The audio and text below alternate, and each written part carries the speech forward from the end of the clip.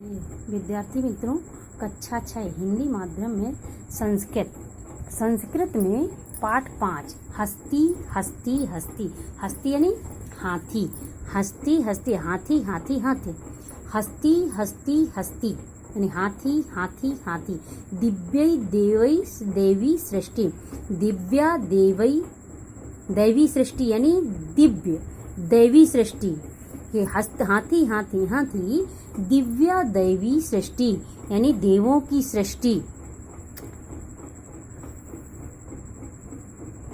कदली सदसी सुंडा यानी कदली, कदली यानी केला, कदली यानी केला, कदली सदसी सुंडा कदली केले के समान सूंड, स्तंभ समान पादा, स्तंभ यानी खंबा, खंबे के समान पैर, सूर्पाकारौ कर्णो सूप के समान बड़े बड़े कान, धवलौ दीर्घौ दंतौ और दो सफेद बड़े बड़े दांत जो बाहर दिखने वाले हैं उन्हें कहते हैं दीर्घौ, दीर्घौ यानी बड़े बड़े, दंतौ यानी दांत, धवलौ यानी सफेद। उदरम भांडाकारम उन्नत बृहत शरीरम, उदर यानी पेट, भांडाकारम यानी बहुत बड़ा, उन्नत बृहत शरीर यानी बहुत बड़ा शरीर, तो उदरम भांडाकारम उन्नत बृहत शरीरम, घड़े के आकार का पेट है और शरीर बहुत ही बड़ा है। अल्पम तुच्छम पुच्छम अहो आहा विचित्रम, पूंछ बहुत ही छोटी है, अल्पम यानी छोटी, तुच्छ यानी छोटी, पूंछ यानी पूंछ, अल्पम में थोड़ा, छोटी, तुच्छ यानी छोटी, कि अल्पम तुच्छम पुच्छम छोटी पूंछ, यानी इतना बड़ा हाथी है लेकिन इसकी पूंछ कैसी है, एकदम छोटी सी। अहो आहा विचित्रम, ये कैसा विचित्र है। पर्वत सदसे गात्रे ससर्प सन्निभेत्रे, पर्वत के समान इसका शरीर है और ससर्प सरसों, सरसों के समान सन्निभेत्रे, सन्निभेत्रे यानी आँख, ससर्प यानी सरसों, ससर्प यानी सरसों, सन्निभेत्रे यानी आँखें, यानी सरसों के दाने के समान इसकी आँखें, इतने बड़े शरीर में सरसों के दाने के समान इसकी आँखें। कथमति बलिवानः एषः अंकुश मात्राद भीता, कथमत इतना बलवान ऐसा है कि अंकुश मात्र से डरता है। अंकुश मात्र से कैसा डरा हुआ है कि इसके इतना बड़ा शरीर है, इतने बड़े शरीर में सरसों की जैसी आँखें हैं और इतना बलवान होने के बाद भी ये अंकुश मात्र से कैसे डर जाता है।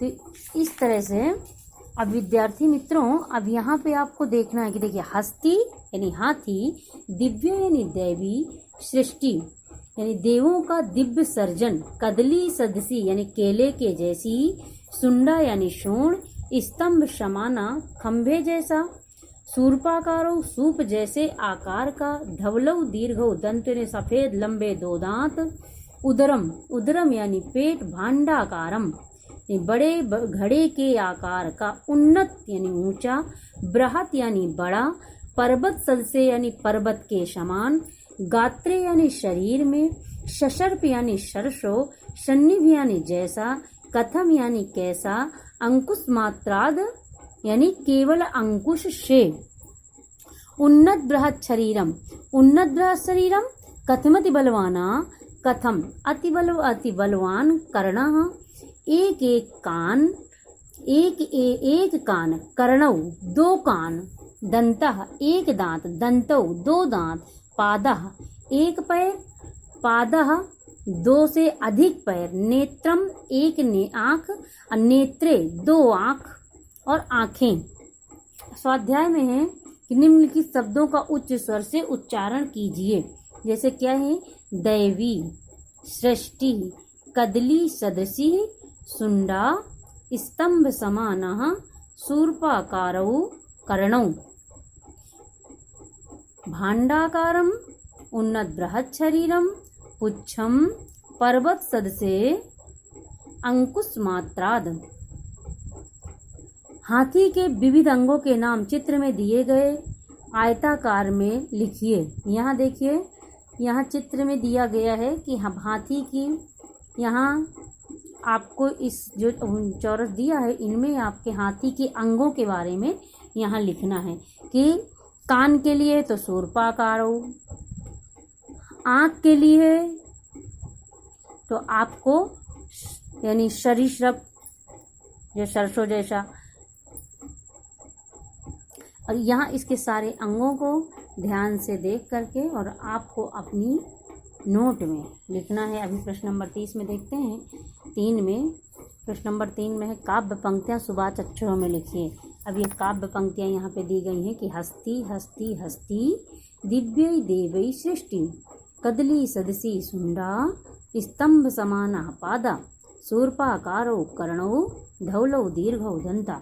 अब यहाँ दिया गया है कि उचित जोड़े मिलाना है कि गात्रे, गात्रे यानी शरीर, तो शरीर क्या है पर्वत सदसे, गात्रे यानी शरीर तो पर्वत के समान उसका दंतौ, तो दंतौ दीर्घौ, दीर्घौ दंतौ, सुंडा तो सुंडा कदली सदसी सुंडा, उदरम, उदरम भांडाकारम, कर्णौ शूर्पाकारौ, शूर्पाकारौ। इस तरह से यानी आपको सही जोड़े मिलाना है।